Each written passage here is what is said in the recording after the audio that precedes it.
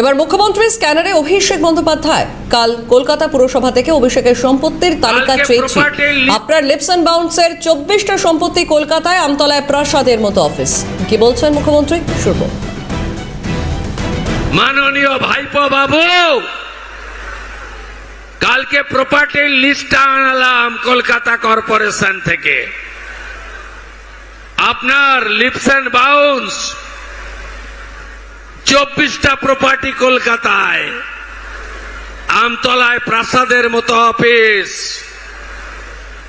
কতজন ঘর ছাড়া আছে দেখান না আমাকে। কি করেছেন আপনারা আমরা জানি না। পুলিশকে ব্যবহার করে এই গুন্ডারা কি করেছে আমি জানি না। আমি ভুলে যাইনি, পৃথিবীটা গোল, চিরদিন কাহারও সমান নাহি যায়। ভুলবো কি করে এগুলো?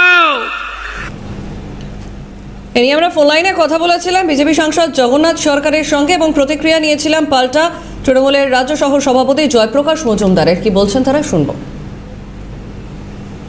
ব্যানার্জি নিজেকে নবাব ভাবছিলেন, কিছুদিন আগেই বলে যাচ্ছে। বাংলা জুড়ে কাটমানি খেয়ে বিভিন্ন কমিশন, সর্বক্ষেত্রে ভাইপোর কাছে কমিশন পৌঁছায়। আর তিনি যে গোপন সাম্রাজ্য তৈরি করেছেন তার অহংকারেই বড় বড় চ্যাটাং চ্যাটাং কথা তিনি অমিত শাহের বাপ তুলে কথা বলেন। 12টার পর দেখে নেবেন। এবং ইলেকশন কমিশনকে তিনি মাটি ঘুরে বের করবেন। এই ধরনের কথাবার্তা, নবাবী চালের কথাবার্তা, এইসব কারণেই তিনি বলেছিলেন। এখন হেরে যাওয়ার পর গোপন সাম্রাজ্য ফাঁস হওয়াতে তিনি এখন চুপসে গেছেন। তিনি এখন চায়ের দোকানে বসে রাস্তায় চা খাচ্ছেন। এগুলো আর ওইসব করে মানে মানুষকে ভোলানো যাবে না। আগামী দিন তাকে সমস্ত সম্পত্তির হিসাব যেমন দিতে হবে, আর তার বাস হবে জেলে, এটা পরিষ্কার বোঝা যাচ্ছে। তার বাইরে থাকার অধিকার নেই। আগামী দিন তাকে জেলেই থাকতে হবে। তিনি দায়িত্ব নিয়ে হঠাৎ ভেন্ডেটা পলিটিক্সে কেন নেমে গেলেন? বলছিলেন যে বাংলাকে নতুন করে গড়বেন ইত্যাদি ইত্যাদি বলেছিলেন। যে ক্ষমতায় আসার সঙ্গে সঙ্গে পেট্রোলের দাম 10 টাকা আমি কমিয়ে দেব, তার জায়গায় 3.5 টাকা বেড়ে গেল। আর উল্টো দিকে লিপস অ্যান্ড বাউন্সের কথা বলছেন।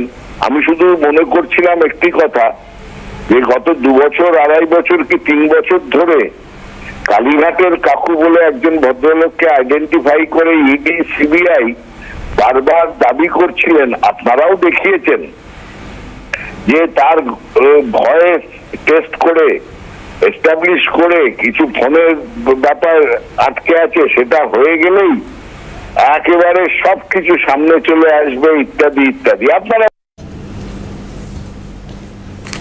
আপনি ফলতা এসে প্রচার করুন, আমাদের কর্মীরা আপনাকে স্বাগত জানাবে। কোথায় তিনি নেই। ডিজে বাজাতে গিয়ে এখন হারমোনিয়াম বাজাচ্ছেন, একেবারে বেলাগাম কটাক্ষ শ্রমিক ভট্টাচার্য। বলছি আপনি আসুন, প্রচার করুন ফলতায়। আমাদের কর্মীরা আমাদের জেলা সভাপতি ফুল নিয়ে শাঁখ বাজিয়ে আপনাকে স্বাগত জানাবে। যে আপনি আসুন, হেবির তোমার আসন পূর্ণ করো, তোমাকে আমরা মিস করছি মিস, তুমি এসো।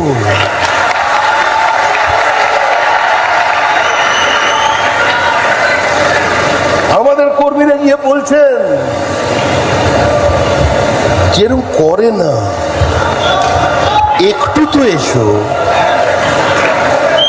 কোথায় তিনি নেই, ডায়মন্ড চক নেই। ডিজে বাজাতে গিয়ে বাড়িতে বসে এখন হারমোনিয়াম বাজাচ্ছেন, হারমোনিয়াম। এখন তৃণমূল কংগ্রেসের বাড়িতে একটাই গান, সখী ভালোবাসা কারে কয়। সে কি এমনই যাতনাময়? আজকে সেই তৃণমূল কংগ্রেসের সঙ্গে আমরা এখানে লড়াই লড়তে আসি। যারা সাধারণ মানুষের টাকা লুট করেছে তাদের সম্পত্তি যেন অ্যাটাচমেন্ট হয়, যারা সাধারণ মানুষকে খুন করেছে তাদের যেন শাস্তি হয়। কত জেলে ঢোকাবেন, আর তারও একটা তো সীমা আছে। কি বলছেন শ্রমিক ভট্টাচার্য, শুনি। কারণ মানুষের টাকা লুট করেছে, তাদের সম্পত্তির যাতে অ্যাটাচমেন্ট হয়, সরকারকে সেদিকে দৃষ্টি রাখতে হবে। মানুষের টাকা মানুষকে ফিরিয়ে দিতে হবে, আইনের পথে ফিরিয়ে দিতে হবে। যারা খুন করেছে আইনের মাধ্যমে তাদের পাতাল থেকে প্রয়োজনে বার করে এনে আজকে জেলের মধ্যে পুড়তে হবে।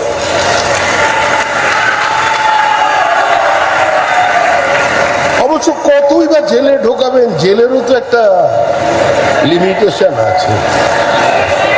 এ তো যদি পঞ্চায়েত থেকে শুরু করেন মন্ত্রিসভা পর্যন্ত অত জেলই পশ্চিমবঙ্গে নেই। তাহলে শুভেন্দু অধিকারীকে পশ্চিমবঙ্গের দুটো জেলাকে জেল হিসেবে ঘোষণা করে দিতে হবে। আর না হলে আপনাদের জমি দিতে হবে, সরকারি জমি আপনাদের এগিয়ে আসতে হবে, জমি দান করতে হবে জেল তৈরির জন্য। এই অবস্থায় আজকে রাজ্যকে নিয়ে চলে গেছে। এদের শ্রমিক ভট্টাচার্য আরো বলেন, আমাদের রাজনীতি ঘৃণা নয়, সংঘর্ষের রাজনীতি নয়, আমাদের রাজনীতি সর্বস্পর্শী, সর্বব্যাপী রাজনীতি। মানুষের সঙ্গে তাদের ছোট কথা বিধানসভায় পৌঁছে দেওয়ার রাজনীতি। শুনি। আমাদের রাজনীতি ঘৃণার রাজনীতি নয়, সংঘর্ষের রাজনীতি নয়, প্রতিহিংসার রাজনীতি নয়, আক্রমণের রাজনীতি নয়, একদলীয় একাধিপত্য প্রতিষ্ঠার রাজনীতি নয়, আগ্রাসনের রাজনীতি নয়, সর্বগ্রাসী রাজনীতি নয়। আমাদের রাজনীতি সর্বস্পর্শী রাজনীতি, সর্বব্যাপী রাজনীতি। মানুষের সঙ্গে মানুষের ছোট কথা, ছোট ব্যথাগুলোকে বিধানসভার চার দেওয়ালের মধ্যে পৌঁছে দেবার রাজনীতি। 6 মাস অপেক্ষা করুন, 6 মাস অপেক্ষা করুন। বন্ধ কারখানার সমস্ত তালা খুলে দেবো, এই গ্যারান্টি আমি আপনাদের সামনে দিতে পারি না। এ বলার ঔদ্ধত্য নেই, এই বলার ধৃষ্টতা অধিকার আমার নেই।